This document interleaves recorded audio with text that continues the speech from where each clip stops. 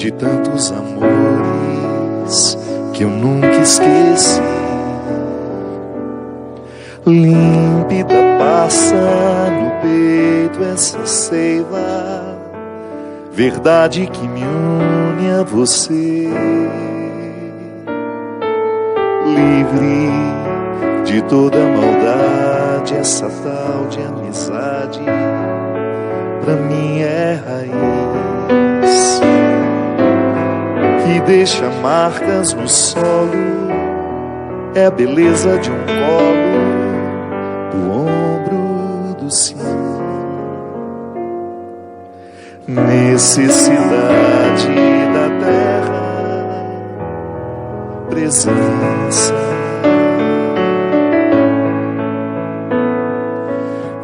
essencial para a vida, a sua maneira de ser para mim já poda o que há de ruim. A minha vontade é de ser pra você, feito sombra, descanso sem fim. E se algum dia esquecer de mim, só se lembre que eu tenho raiz. Só se lembre que estou por aqui.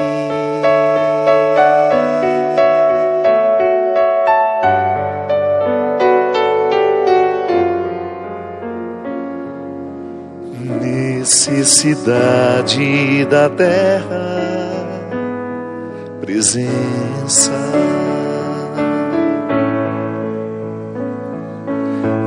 essencial para a vida, a sua maneira de ser para mim já mostra o que há de ruim. A minha vontade é de ser pra você, feito sombra, descanso sem fim. E se algum dia esquecer de mim, só se lembre que eu tenho raiz. Só se lembre que estou por aqui. Muito boa noite, com muita alegria que nós começamos mais um programa de direção espiritual. Hoje sobre a mística de São Francisco de Assis. Eu escolhi essa música porque eu acredito que a experiência que Francisco fez de Deus e que ficou definitiva na história do cristianismo foi justamente reconhecer em Deus um amigo. Aliás, minha gente, eu ando pensando e já partilhei com vocês algumas vezes que a amizade é o estágio mais apurado do amor. Porque é o amor que escolhe. Um pai, naturalmente, pela obrigação do sangue, precisa amar o filho. A mãe é a mesma coisa. Irmãos, a obrigatoriedade do sangue nos coloca quase que de forma desconfortável na necessidade de amar. É por isso que a gente sofre tanto quando a gente identifica que a gente não ama aquele que tem um vínculo de sangue. E às vezes a gente precisa de longos períodos de terapia para a gente poder curar a culpa que nós carregamos. Sim, porque é uma imposição cultural. Pai tem que amar filho, mãe tem que amar filho, filho tem que amar pai, ainda que eles não nos cultivem esse amor, né? Ainda que não nos ofereçam motivos para continuar amando.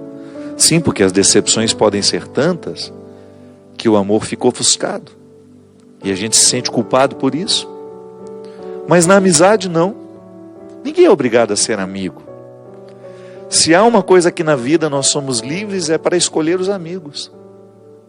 Você não pôde escolher pai, você não pôde escolher filhos, você não pôde escolher irmãos, e nem a parentada que vem da consequência. Mas você pode escolher amigos. O amigo é aquele que você traz para dentro da sua vida. É aquele que você encontrou por acaso e sem nenhuma obrigação você quis amar. Nenhuma obrigação. Francisco se depara com sua experiência com o sagrado assim. Nasceu dentro de uma família religiosa, mas até então não havia experimentado Deus. Talvez tivesse passado pelo contexto das obrigações, tivesse frequentado as missas como era de costume. Era um moço bonito, jovem, cheio de vida, rico. E de repente, descendo para o lado obscuro de Assis, quem já esteve lá, já teve a oportunidade de ver a distinção das duas cidades.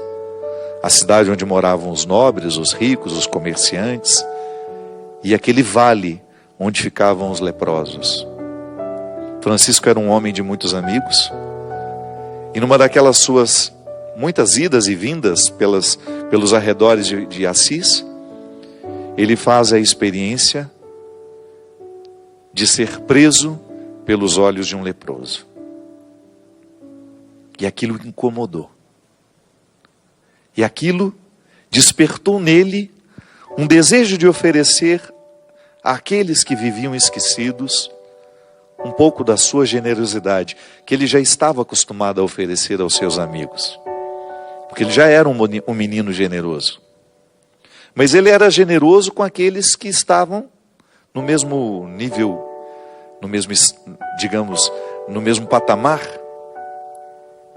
Mas ele descobriu que existia uma forma mais generosa de amar, que era oferecer a quem não podia retribuir. E ali ele se tornou amigo dos pobres. Aliás, é a grande marca de Francisco, ser amigo dos pobres. E pobre, olha que maravilha, não se limita ao ser humano, não.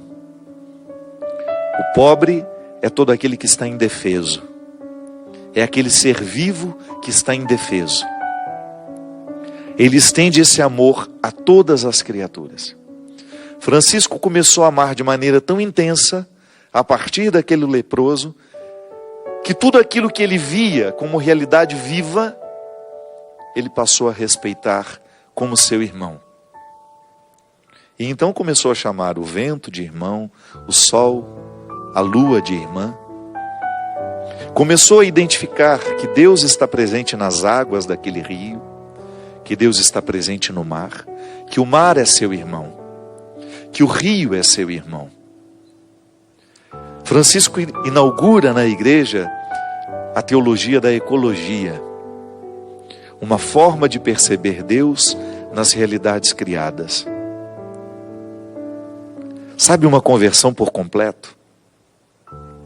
Todas as dimensões da sua vida foram passadas no crivo dessa amizade com Deus.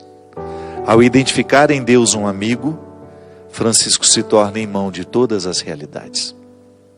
Ao fazer a amizade com Deus, ao identificar em Deus esse rosto sofrido da humanidade e do mundo criado, Francisco traz para nós uma mística muito preciosa, que na verdade sempre esteve nos evangelhos, né?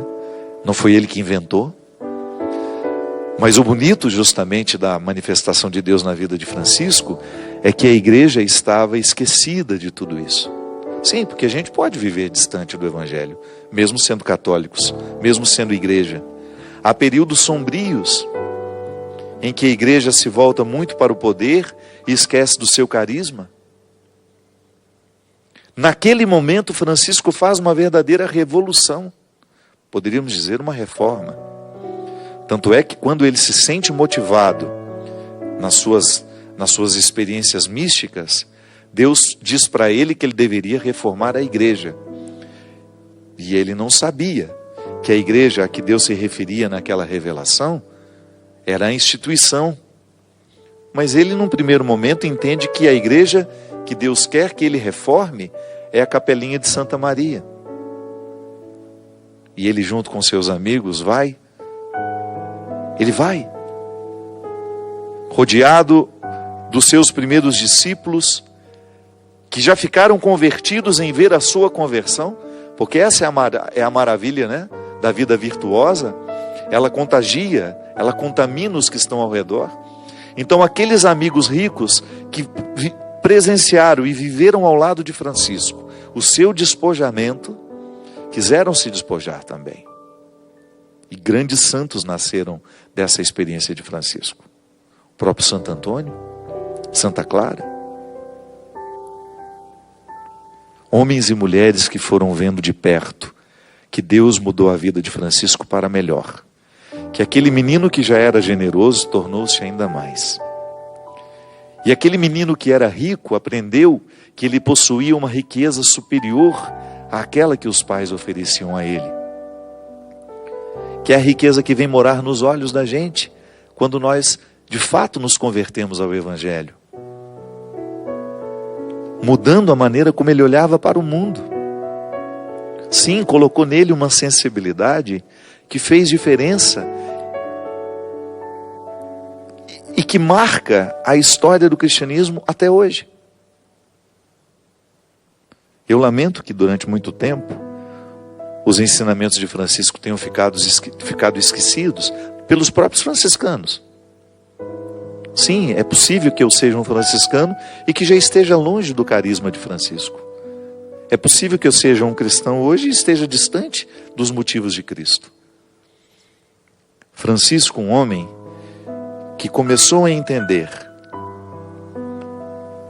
que a experiência cristã tem que mudar a nossa relação com tudo e com todos, a começar pelo respeito que temos. Durante anos e anos e anos eu fui cristão, sem escutar no discurso dos padres que me evangelizaram que poluir um rio é pecado, que jogar um lixo no chão é pecado. Escutei muito sobre os pecados da sexualidade. Foi o que eu mais ouvi ao longo da minha vida. Um cristianismo que só falava de sexualidade, que foi reduzido em seus... Estou falando da minha experiência. Eu só escutava isso. Era a grande preocupação, orientar-nos para que nós tivéssemos uma vida sexual saudável. Tudo bem, ótimo. Mas a gente não pode privar o outro de compreender o cristianismo como uma proposta de vida que engloba todas as realidades. Hoje, existe um dado tristíssimo, quer ver? Que eu vou até dar para vocês aqui. Que eu fiquei sabendo na semana passada, assistindo um noticiário. Uma informação que falava justamente do crime que nós cometemos contra os nossos rios. Onde será que está?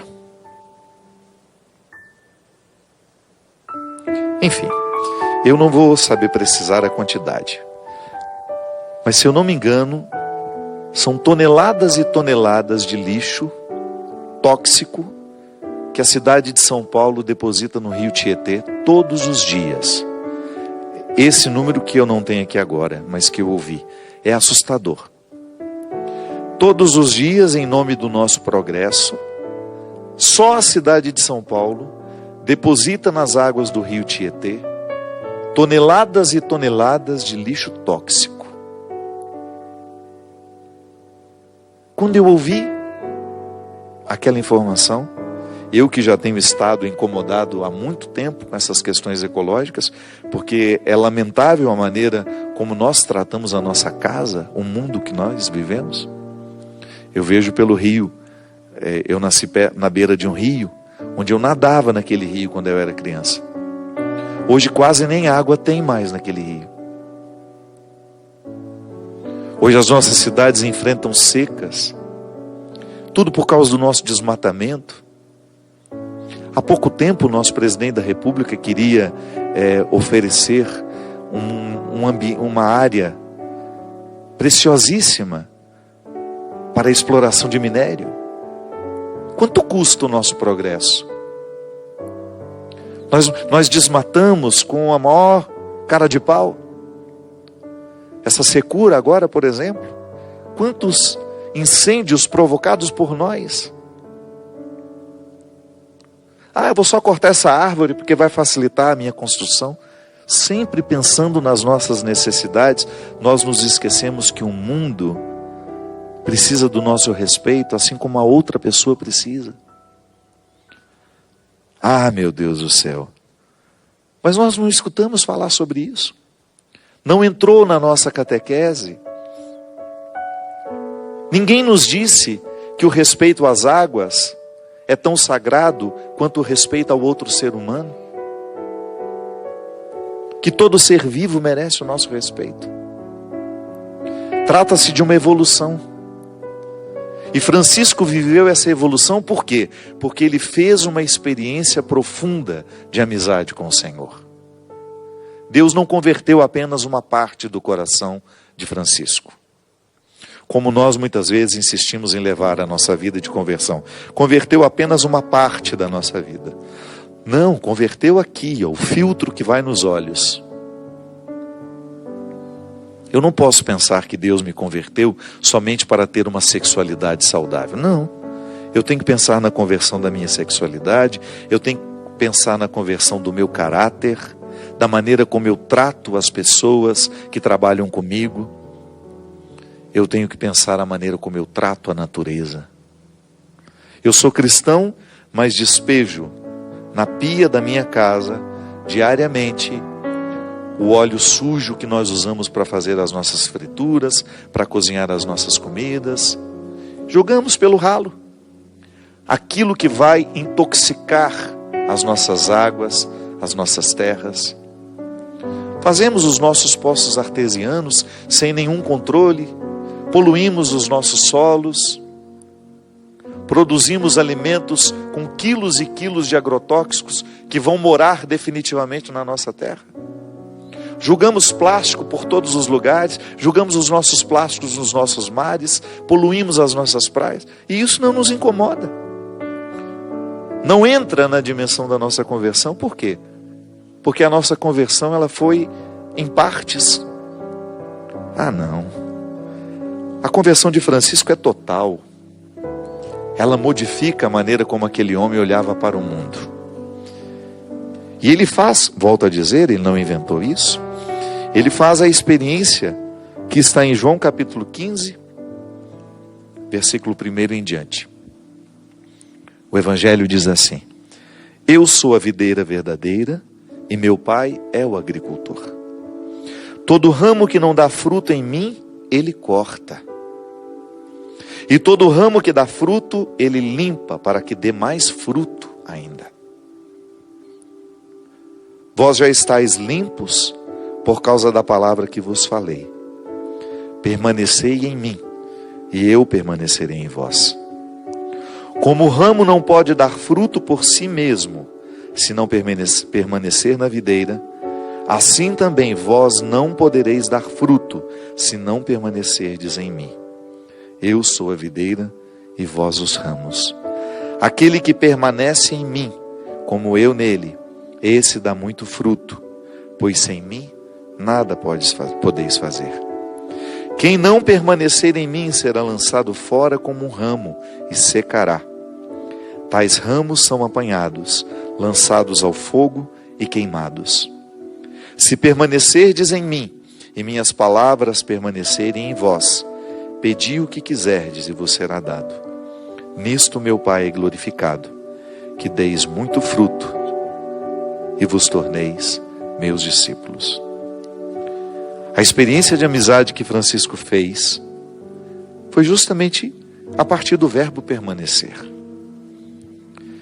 Não existe amizade ou aprofundamento da amizade sem o verbo permanecer. Que é justamente aquela oportunidade que nós temos de entrar na intimidade uns dos outros. E não banalize a palavra intimidade.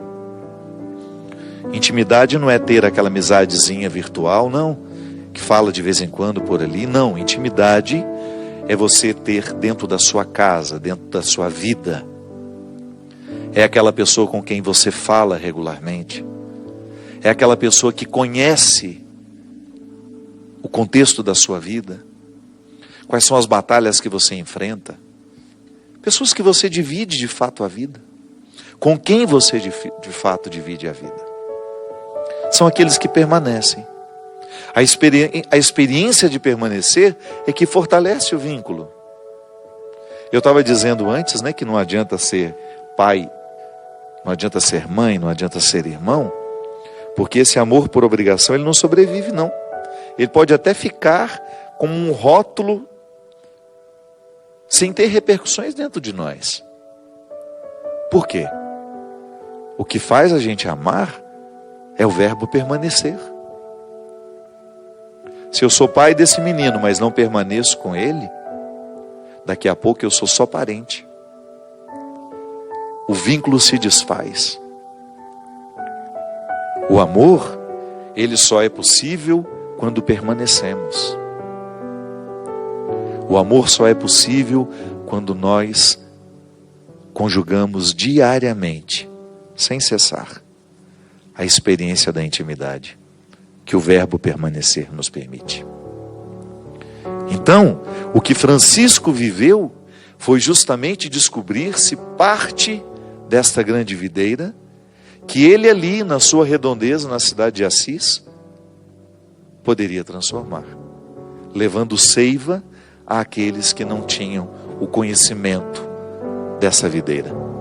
É tão bonito porque hoje, quando nós vemos Francisco conhecido no mundo inteiro, inclusive inspirando o nosso Papa a ter o mesmo nome que ele, que profeticamente traz a nós um novo tempo na igreja, de mais clareza, de mais luz, de mais coragem, digamos, né?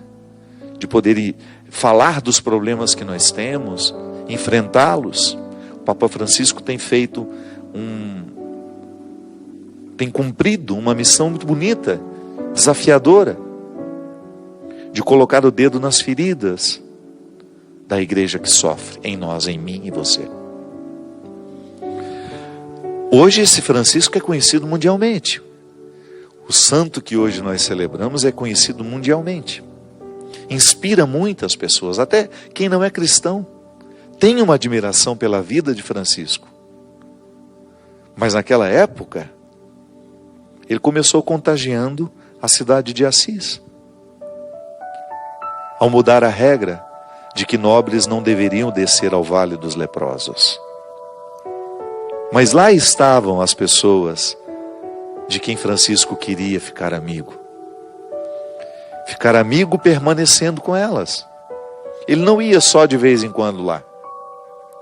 Ele resolveu permanecer com essas pessoas. Não só sabendo o nome, mas conhecendo a história, ajudando a curar as feridas, sendo verdadeiramente amigo, escolhendo aquelas pessoas. Volto a dizer, a amizade é o amor que escolhe. Eu quero participar da sua vida e gostaria muito que você participasse da minha. Como? Permanecendo, criando intimidade, que nos chega pela palavra. Eu posso ter amigos que nem venham regularmente à minha casa, mas se eu falo regularmente com eles, a palavra alinhava, a palavra permite o permanecer. Porque às vezes quando nós falamos permanecer, imediatamente a gente pensa naquelas pessoas com quem a gente pode estar todos os dias. Não, não se limita somente a essas. Eu posso permanecer na vida do outro, e isso tem duas vias, né? Não é só o outro dizendo, não é preciso haver diálogo para haver intimidade. E é assim que a gente demonstra se a gente quer ou não aquela intimidade. Porque você tem direito. Você não é obrigado a ser íntimo de todos, mas você tem o direito de ser íntimo de alguns.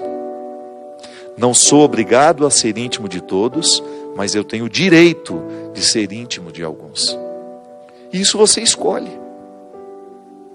Não é nenhum problema você dizer que não quer ser íntimo daquela pessoa. Não é nenhum problema você dizer que não quer permanecer com aquela pessoa. Existem bilhões de pessoas no mundo. É claro que você não tem o direito, por causa do seu cristianismo, de desprezar, de menosprezar. Não, mas você tem o direito de não ser íntimo.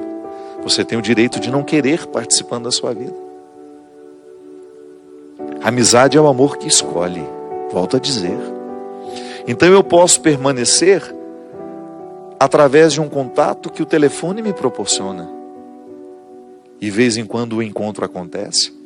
E de vez em quando aquela intimidade se torna física, num abraço, num beijo, numa mesa que está posta para que a gente possa dividir a vida. Isso é permanecer.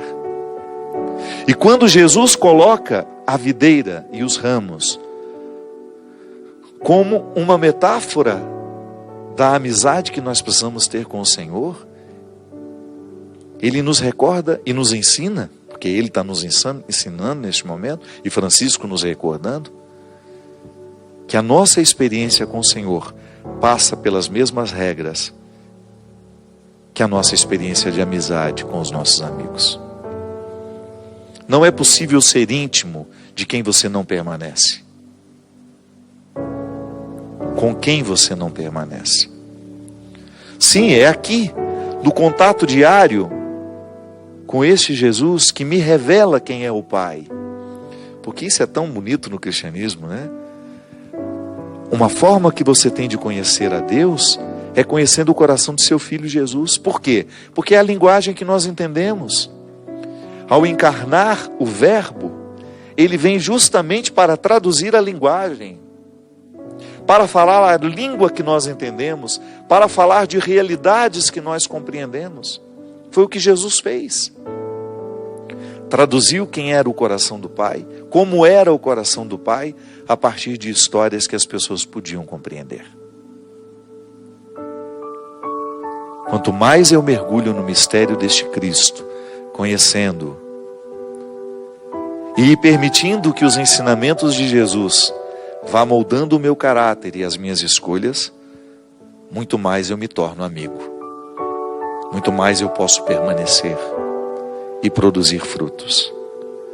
Sim, Francisco produziu frutos para a sua época e o seu modelo de vida foi tão intenso, tão verdadeiro, que continua produzindo frutos nos dias de hoje.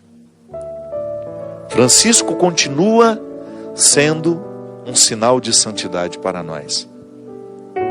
Mas eu agora preciso assumir o meu papel. Você agora precisa assumir o seu. Compreendendo que nós hoje temos a oportunidade de fazer a revolução que o mundo precisa. De levar este Deus amigo a todos aqueles que estiverem pelo nosso caminho. E sobretudo desfrutando dos benefícios de ter essa amizade com o Senhor. Nós vamos para um rápido intervalo e a gente volta já já com o programa Direção Espiritual.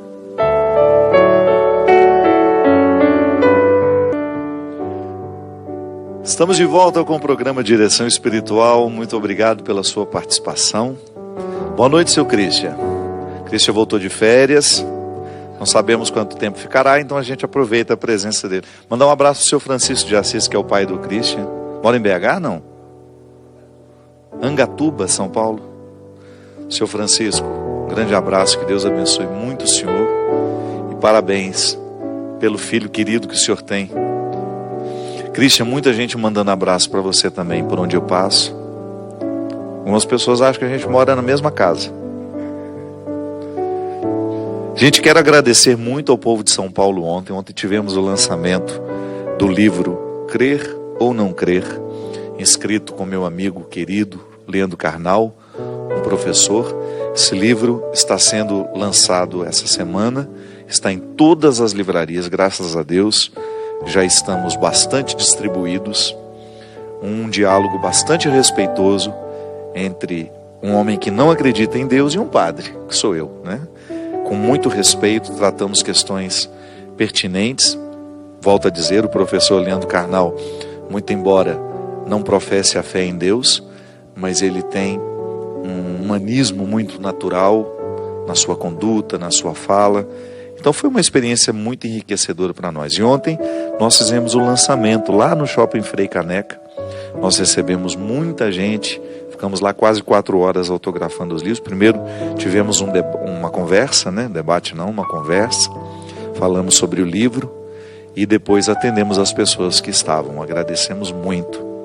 Quero dizer que no dia 13 de outubro eu estarei com um show em Bauru. A estrada sou eu. Ou não? Ou será que lá é o quarteto? Não sei dizer. Lá no Salão Sagá Eventos, a partir das 21 horas. No dia 14 eu estarei em São Paulo, na casa de show Tom Brasil.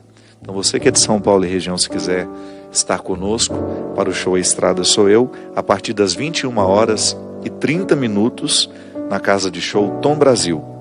Depois, no dia 15, estaremos no Recreativo Campestre de Sorocaba, a partir das 19 horas. Então, no domingo, o show é mais cedo, a partir das 19 horas. Eu gostaria de aproveitar e convidar você que é de Aparecida. Essa semana nós temos uma semana mariana, né? A começar pelo Círio de Nazaré, agora nesse fim de semana. Quero mandar um grande abraço a todos os meus amigos paraenses. Que vocês tenham abençoado Círio de Nazaré. Eu sei a importância que o Círio tem na vida de todo paraense e de todo aquele que mora aí na região, também o norte, né, de uma forma geral, que tem essa devoção bonita a Nossa Senhora de Nazaré. É como celebrar o Natal. Jesus nasce antecipadamente lá para o povo paraense e eu quero desejar um feliz Círio de Nazaré para todos vocês. E essa semana nós teremos a celebração dos 300 anos de Aparecida. No dia 10, eu não sei exatamente o horário, eu acho que é a partir das 20 e 30, a partir das 20 horas e 30 minutos, é lá naquele ginásio, Cidinha? Naquele grande ginásio que existe ali em Aparecida, dentro do complexo, né, do santuário, nós teremos um show com vários padres cantores e também com a participação do nosso querido amigo Daniel.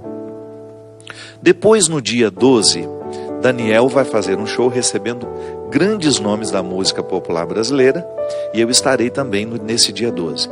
Então, se você é da região, se você vem para os festejos de Aparecida, programe-se. São 2 shows, no dia 10 e também no dia 12. Lembrando, gente, que nós estamos aqui, o nosso site www.filhodocel.com.br, para você ter a oportunidade de comprar símbolos religiosos, como essa pulseira. Nós estamos lançando essa semana também uma coleção muito bonita. Não está aqui não, porque eles não tiveram tempo de mandar as peças para Taubaté para eu mostrar aqui no programa, mas tem uma coleção muito bonita, muito especial de Nossa Senhora Aparecida. Então entre lá no site. Essas pulseirinhas que eu estou mostrando aqui fazem parte da coleção Prata Light, que são preços bem mais acessíveis para você fazer parte dessa grande corrente, que é uma forma que nós estamos tendo de ajudar o lar da Tia Socorro, lá em Mosqueiro, no Pará.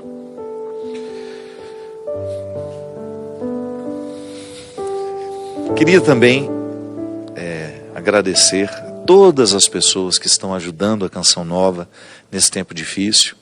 Você sabe que ao comprar um produto da Canção Nova, você ajuda a evangelizar. Canção Nova vive tempos difíceis, assim como todos nós.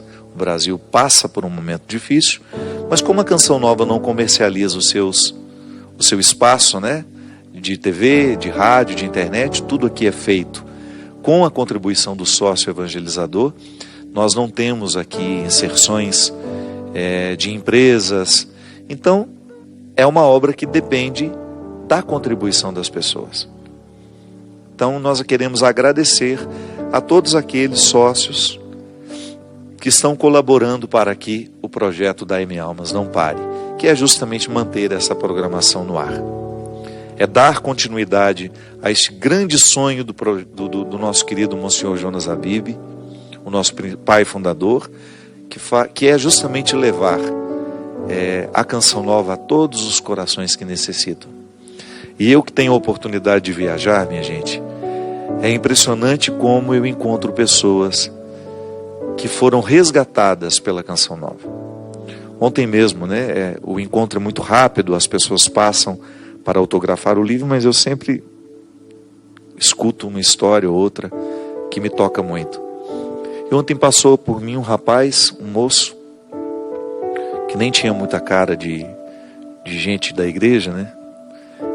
Um moço aparentemente rebelde nas suas vestes, o seu cabelo, as suas tatuagens. E ele me olhou e me disse assim: padre, eu comecei a assistir ao seu programa, eu tinha 17 anos. Hoje eu tenho 27. São 10 anos, a princípio nas quintas-feiras, agora nas quartas. São 10 anos que o Senhor faz parte da minha vida. O Senhor me retirou das drogas, o Senhor mudou minha vida. E depois de ter mudado, de ter me arrancado do fundo do poço, o Senhor se tornou uma pessoa que me ajudou a ser gente. Eu fiquei muito emocionado quando ele falou isso. E logo em seguida eu parei para pensar que nada disso seria possível se não fosse o sonho de um homem, de um padre, de ter um veículo de comunicação que pudesse única e exclusivamente comunicar o bem. Não há nada na programação da Canção Nova que possa ferir a sua família. Não é? A gente está passando por um processo agora de muitas discussões no Brasil, onde a criança está sendo um ponto de partida e de chegada dessas reflexões. Alguns discursos muito inflamados, algumas pessoas sem nenhuma tolerância para falar sobre o assunto. O fato é que as nossas crianças são a nossa maior riqueza, e nós precisamos ter muito cuidado com aquilo que nós oferecemos a elas. Eu sempre gosto de lembrar que a autoridade é você decidir pelo outro no momento em que ele não tem maturidade o suficiente para decidir sozinho. Então o pai e a mãe são aqueles primeiros responsáveis por aquilo que é oferecido à criança. Hoje, por exemplo, uma notícia assustadora: descobriu-se na cela de um estuprador no estado do Piauí que um menino, acho que de 6, 7 anos, estava debaixo da cama desse estuprador, dentro da cela, dentro da prisão. E depois os investigadores descobriram que quem colocou aquela criança lá foi o próprio pai, que negociou com esse estuprador o próprio filho.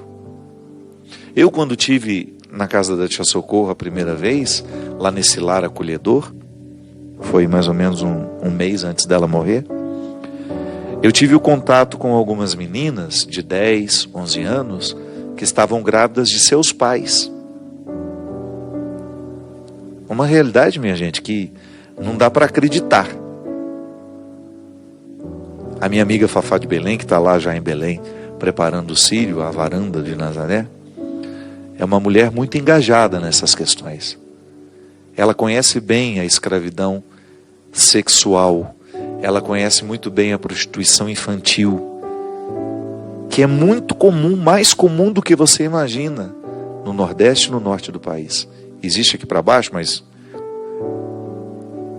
eu acredito que, por ser o Norte um lugar grande demais, às vezes com comunidades muito distantes das cidades, as comunidades ribeirinhas, cidades à beira dos portos. Recife, por exemplo, uma cidade que existe um índice muito alto de prostituição infantil. Então é muito triste. Lá no lar da tia Socorro eu conheci uma menina que foi estuprada pelo pai, desde muito pequenininha, e depois começou a ser vendida pelo pai e pela mãe. Eles cobravam R$5 por programa. Então, aquela menina com 6, 7 anos já era uma prostituta. Sabe como foi o desfecho da história? A menininha, agora acho que ela tinha 10 ou 11 anos, ela foi à delegacia e denunciou o pai e a mãe. Ela saiu de casa, não aguentando mais aquela vida que eles ofereciam a ela, ofereciam não, que eles forçavam ela a viver, ela foi até uma delegacia e denunciou pai e mãe. E depois ela foi acolhida lá no lar da Tia Socorro, também grávida. Então, a gente ter o cuidado de saber o que nós oferecemos aos nossos filhos. Essa primeira formação, essas primeiras informações sobre o mundo, sobre a vida, sobre os afetos, não é a escola que vai dar, somos nós. E toda a casa tem autoridade afetiva sobre a criança. A começar pelos assuntos que nós discutimos perto delas. Sim, criança tem que ter ambiente de criança. Nós não podemos discutir questões que elas ainda não sabem assimilar, que elas ainda não sabem processar, porque senão nós traumatizamos as nossas crianças. É assim quando morre alguém, né? Não tem como esconder da criança que morreu a mãe dela, por exemplo. Mas até a forma como nós contamos precisa passar pelo cuidado, para que ela depois tenha condições de organizar o luto, claro. Mas o sofrer da criança é diferente do sofrer do adulto. Então essa nossa responsabilidade em oferecer um conteúdo saudável, eu sei que as nossas crianças já têm mais autonomia do que nós tivemos, elas começam a ter muito mais autonomia, mais cedo, a autonomia vem mais cedo nos dias de hoje. Você já vê crianças manipulando celulares, manuseando, né, meios de comunicação, e nem sempre existe um cuidado de saber o que essa criança está vendo. Hoje, por exemplo, a pedofilia, eu não sei as estatísticas, mas eu creio que a maioria dos casos acontece e começa através da internet. Claro, nós podemos ter um pedófilo dentro de casa, porque durante muito tempo pensou-se que padre era o principal pedófilo da sociedade. Sim, muitos casos envolvendo padres. Mas as estatísticas nos mostram que o maior número, o grande número de pedófilos são parentes da criança. Esse grande número vem de parentes. São pessoas próximas que têm uma autoridade afetiva sobre a criança. Então o nosso cuidado ele deve ser redobrado, porque é uma experiência de amor, né? Cuidar. Eu não tenho como ser pai, ser mãe, se eu abro mão da minha autoridade. Eu sempre digo isso. As pessoas querem casar, mas elas não querem mudar as suas vidas. Elas querem continuar vivendo como vivem. Então não se casam, vocês não são obrigados a se casarem. Ninguém é obrigado a ser mãe. Ninguém é obrigado a ser pai.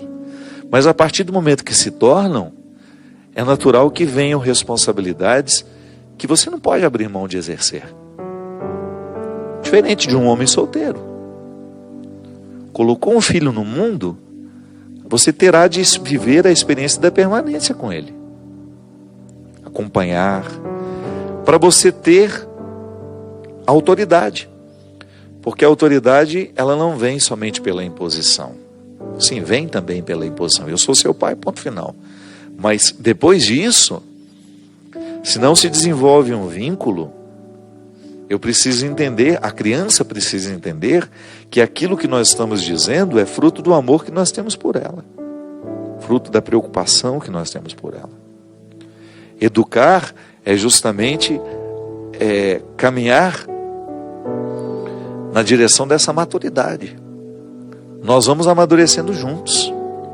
Então a criança começa a perceber que a autoridade do pai é favorável ao seu crescimento, que a autoridade da mãe é favorável ao seu crescimento. Não há possibilidade de nós educar uma criança sem a gente dispensar tempo para essa educação. Então nós queremos, volto a dizer, queremos ser pais, ser mães, mas nós não queremos modificar a nossa vida, não. Aí então a gente delega às babás, aos professores. E você? E o seu papel? Não vai exercer? Não vai proteger? Porque também a proteção é um direito da criança. Nós precisamos protegê-las. Protegê-las de tudo aquilo que possa desvirtuá-las. De tudo aquilo que possa ser uma agressão para aquela fase da vida. Eu acho interessante porque nós lidamos com muita naturalidade com a erotização das nossas crianças. Elas ficam erotizadas antes da hora. Por causa da música, por causa da televisão, por causa da cultura que entra dentro dos nossos meios de comunicação e que são absorvidas. Então, às vezes, músicas que têm um vocabulário extremamente agressivo à infância já estão sendo cantadas por elas. Músicas que são para adultos. Não tem mais como, não tem como esquecer isso. A infância tem uma simbologia própria. Há lugares especiais para as crianças, claro. Eu, por exemplo, se eu vou pregar um retiro e se eu vou tratar um conteúdo que vai exigir concentração, eu não posso ter criança dentro do retiro. Não é um ambiente para elas. É um ambiente para adultos. Então a gente também não pode esquecer que há ambientes específicos para crianças, com músicas preparadas para elas. É claro, elas participam do nosso mundo. Eu levo a minha filha, eu levo meu filho, mas eu preciso ter muito cuidado para não oferecer um mundo adulto demais e que ela não tenha ainda condições de absorver. Isso é proteger, né? É você ir dando aos poucos as informações para que ela possa ir assimilando. O próprio contato com a sexualidade é muito bom que desde pequenininha a criança lide com naturalidade com a sua sexualidade. Para que depois ela fique menos vulnerável aos pedófilos, aos abusadores. Para que depois ela não ache normal ser tratada ou ser abusada. Sim, tudo isso são formas que nós temos de proteger, de ir dando esse alimento afetivo que vai estabelecendo a autoridade. A autoridade se estabelece assim, através do permanecer. Eu escuto, eu percebo, eu acompanho. Então a Canção Nova é uma proposta assim, de não oferecer nada. Graças a Deus aqui não tem nada. Se você ligar a programação às 2 da manhã, se estiver começando um programa, você vai ouvir a frase: este programa é livre para todos os públicos. Graças a Deus. Nada, absolutamente nada que possa fazer mal, que possa prejudicar quem nos assiste. Eu sei que o discurso religioso mal feito também faz mal. O discurso da exploração, quando ensinam um Deus carrasco, quando esquecem de falar deste Deus amor e fala somente do Deus do dízimo. Deus me livre, Deus nos livre disso. Desse Deus comerciante, né? Que vem de graça, se passar debaixo dessa porta, se passar debaixo daquela, se comprar isso, se comprar aquilo.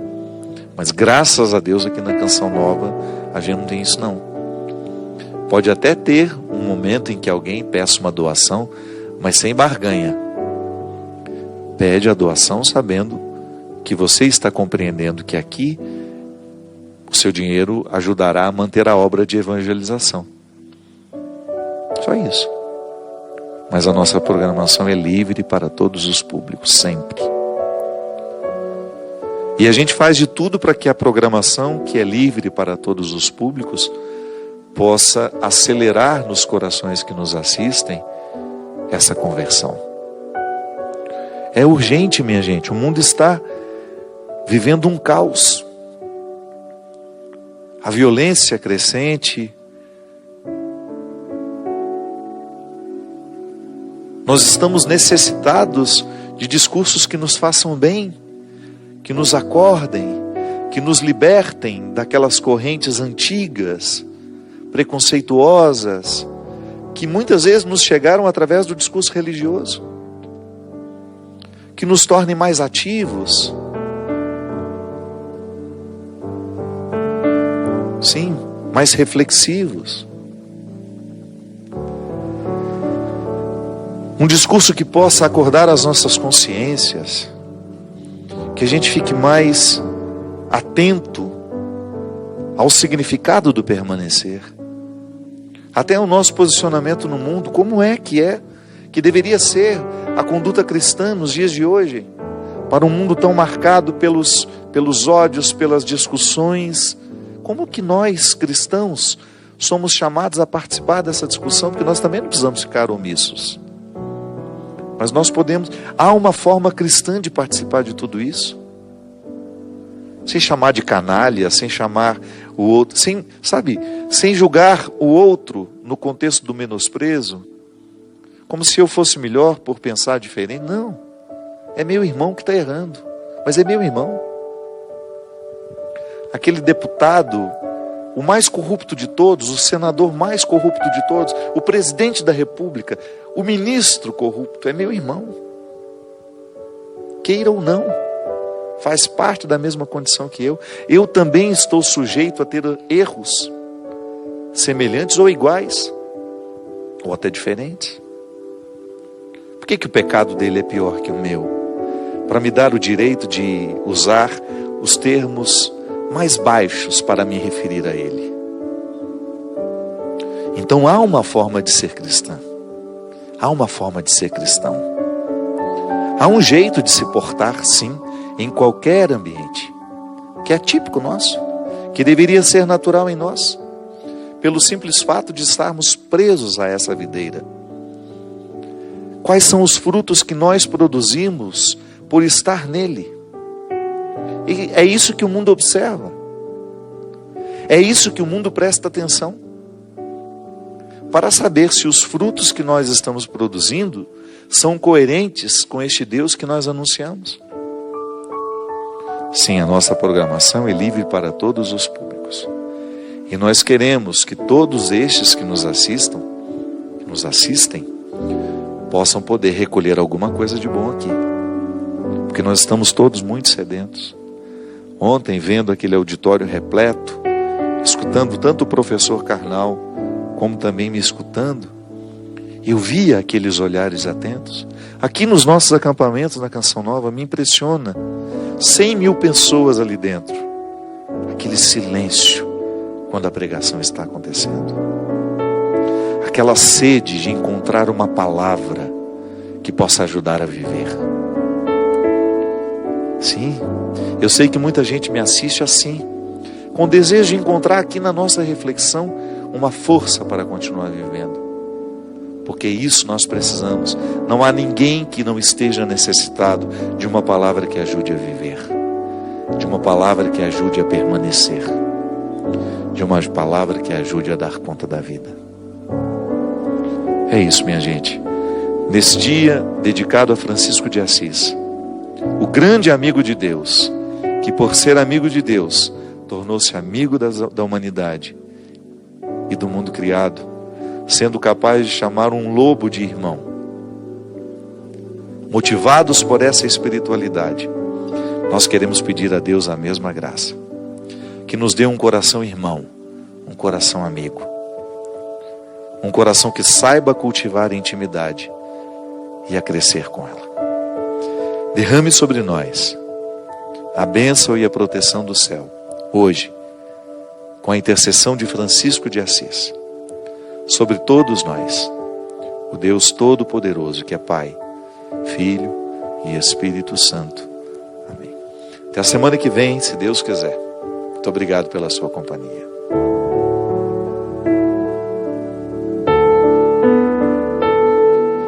Flores são todas as cores de tantos amores que eu nunca esqueci.